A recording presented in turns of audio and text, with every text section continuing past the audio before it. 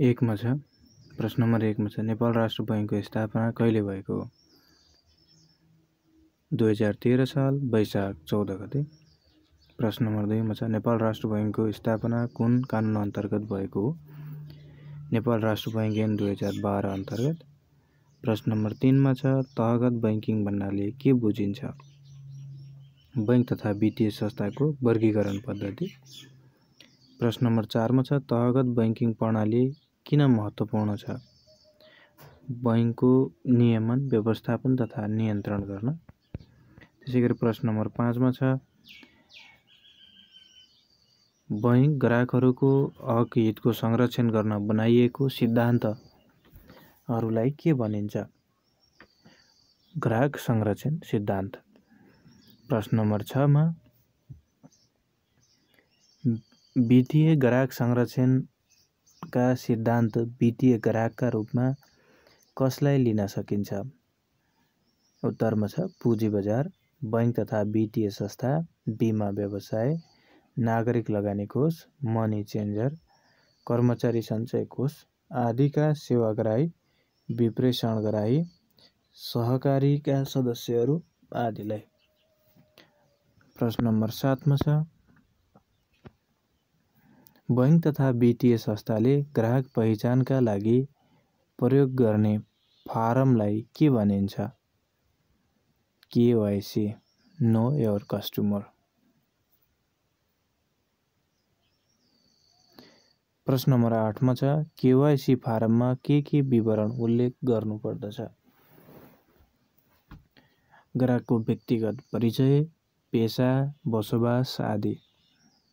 प्रश्न नम्बर 9 मा छ सर्वसाधारण वा विभिन्न सङ्घ संस्थाहरूले ग्राहक तथा वित्तीय संस्थामा जम्मा गरेको रकमलाई के भनिन्छ?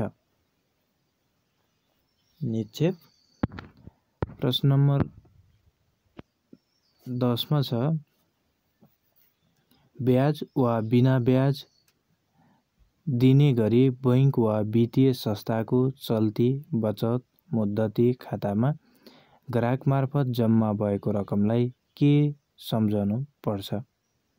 यसको उत्तर हो निक्षेप। प्रश्न नम्बर 11 मा इजाजत पत्र प्राप्त संस्थाले प्रवाह गरेको कर्जा सापटको सावा वा ब्याज भुक्तानी हुनुपर्ने भाका नाघेको अवधिका आधारमा नेपाल राष्ट्र बैंकले सम्पूर्ण कर्जा सापटलाई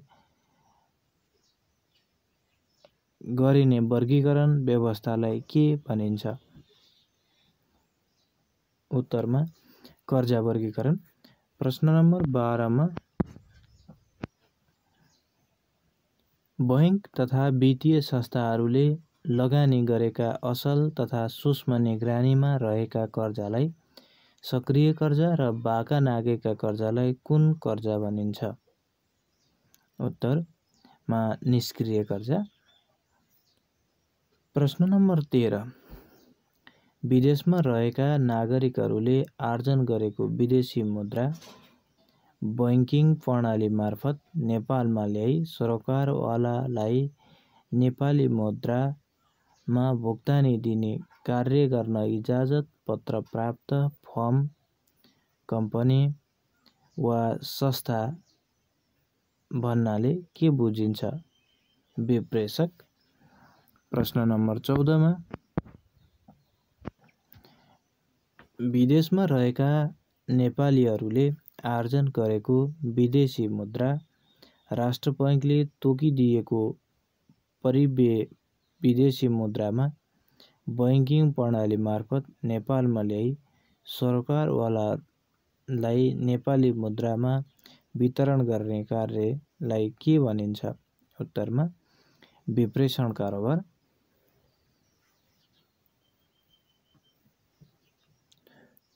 प्रश्न नम्बर 15 एक व्यक्तिबाट अर्को व्यक्तिमा कुनै आर्थिक कारोबारको सम्बन्धमा भएको स्रोतको हस्तान्तरणलाई के भनिन्छ? भुक्तानी। प्रश्न नम्बर 16 मा एक व्यक्तिबाट अर्को व्यक्तिमा कुनै आर्थिक कारोबारको सम्बन्धमा भएको स्रोतको हस्तान्तरणमा प्रयोग गरिने साधनलाई के भनिन्छ? भुक्तानीका साधन। प्रश्न नम्बर 17 कम्पनीको पुँजीको विभाजित इकाइको दस्तावेजलाई के भनिन्छ? सेयर। प्रश्न नम्बर 18 कम्पनीको लागि पुँजी जम्मा गर्नको लागि सेयर जारी गरिन्छ तथा यो दस्तावेज राख्ने व्यक्तिलाई के भनिन्छ? सेयरधनी। प्रश्न नम्बर 19 देशमा रहेका निजी र सरकारी बैंकको निरीक्षण कसले गर्दछ?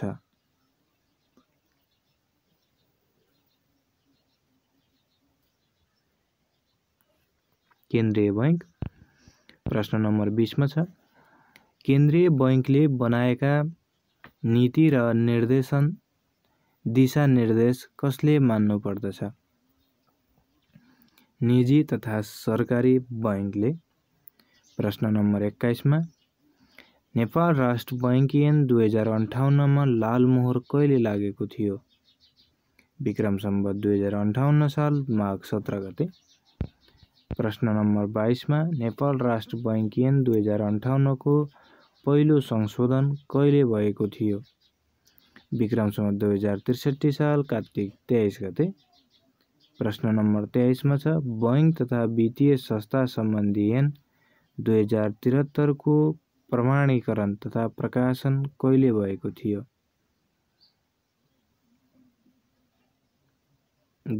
विक्रम सम्वत 2074 साल वैशाख 10 गते। प्रश्न नम्बर 24 छ बैंकिङ कसुर तथा सजाय ऐन 2064 को पहिलो संशोधन कहिले भयो?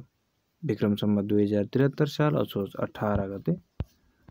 प्रश्न नम्बर 25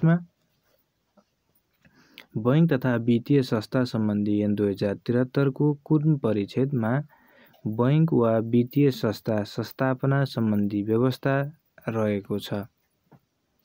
परिच्छेद 2 प्रश्न नम्बर 26 बैंकिङ कसुर तथा सजाय ऐन 2064 को प्रमाणीकरण र प्रकाशन कहिले भएको थियो?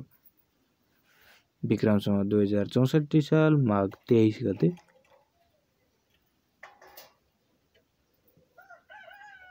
प्रश्न नम्बर 27 कालो धनलाई शुद्ध र वैध बनाउने कार्यलाई के भनिन्छ? अवैध मुद्रा निर्मलीकरण। प्रश्न नम्बर 28 अवैध मुद्रालाई वैध रूपमा वा गलत कारोबारबाट आर्जित रकमलाई कानुनी रूपमा प्राप्त भएको देखाउने प्रक्रियालाई के भनिन्छ? सम्पत्ति शुद्धिकरण। प्रश्न नम्बर 29 छ सम्भावित कर्मचारीहरूको खोजी गर्ने र उनीहरूलाई जागिरीका लागि आवेदन दिन उत्प्रेरित गर्ने प्रक्रिया कुन हो? भर्ना। प्रश्न नम्बर 30 सही कामको लागि सही व्यक्ति छनौट गर्ने प्रक्रियाको रूपमा केलाई परिभाषित गर्न सकिन्छ? छनौट। प्रश्न नम्बर 31 छ संस्थामा सो संस्थाको आफ्नो उद्देश्य परिपूर्ति गर्ने हेतुले संस्थाले अवलम्बन गरेको नीति तथा कार्यक्रमलाई कार्यान्वयन गर्ने क्रममा सम्पूर्ण रूपले अनुशासनको प्रत्याभूति गर्नुलाई के भनिन्छ? संस्थागत सुशासन। प्रश्न नम्बर 32 नेपालमा संस्थागत सुशासनलाई प्रवर्धन गर्ने हेतुले कुन ऐन तर्जुमा गरिएको छ? सुशासन ऐन 2064। प्रश्न नम्बर 33 सामूहिक उद्देश्य प्राप्तिका लागि व्यक्ति अथवा मुलुकका क्रियाकलापहरूलाई यथाविध प्रभावित पार्ने कार्यलाई के भनिन्छ? नेतृत्व। प्रश्न नम्बर 34 छ कुन नेतृत्व शैलीमा नेताले आफ्नो निर्णय मात्र प्रयोग गर्न चाहिन्छ? तानाशाही। प्रश्न नम्बर 35 छ व्यवस्थापनको निर्णय प्रक्रियालाई सरल, सहज, छिटो, छरितो, सामयिक र प्रभावकारी बनाउन सूचनाको प्राथमिकरण, वर्गीकरण, विश्लेषण, संशोधन र प्रसार गरी एकीकृत तथा परिष्कृत रूपमा एकै थलोबाट आवश्यक तथा विश्वसनीय परिष्कृत रूपमा एकै थलोबाट अथवा विश्वसनीय सूचना प्राप्त गर्ने पद्धतिलाई के भनिन्छ? सूचना व्यवस्थापन सूचना प्रणाली। प्रश्न नम्बर 36 मा विभिन्न कुराहरू जानकारी आदान प्रदान गर्ने माध्यमलाई के भनिन्छ? सञ्चार। प्रश्न नम्बर 37 मा प्रत्येक आर्थिक कारोबारको दोहोरो प्रभाव पर्ने गरी लेखा अभिलेखा तयार गर्ने पद्धतिलाई के भनिन्छ? दोहोरो लेखा प्रणाली। प्रश्न नम्बर 38 मा छ कुन आर्थिक वर्षदेखि दोहोरो लेखा प्रणालीमा नेपालमा कार्यान्वयनमा आएको हो? आर्थिक वर्ष 2019-20। प्रश्न नम्बर 39 मा छ नगदद्वारा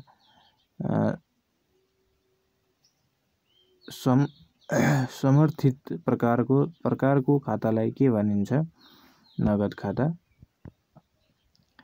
प्रश्न नम्बर 40 मा छ वित्तीय कारोबारहरूको लागि तयार गरिएको प्रारम्भिक अभिलेखहरू ठिक भए नभएको, सम्बन्धित खाताहरू ठिकसँग प्रविष्टि गरिए नगरिएको परिचयन गर्न तयार गरिने संक्षिप्त विवरणलाई के भनिन्छ?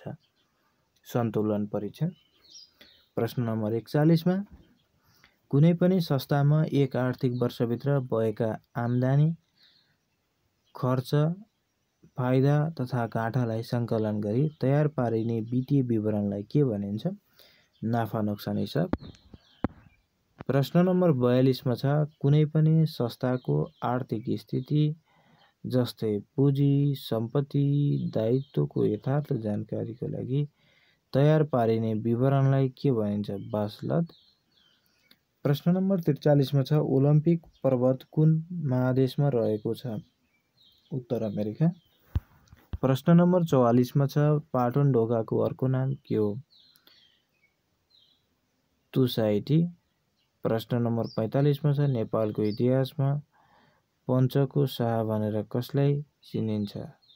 शरद्चन्द्र शाह।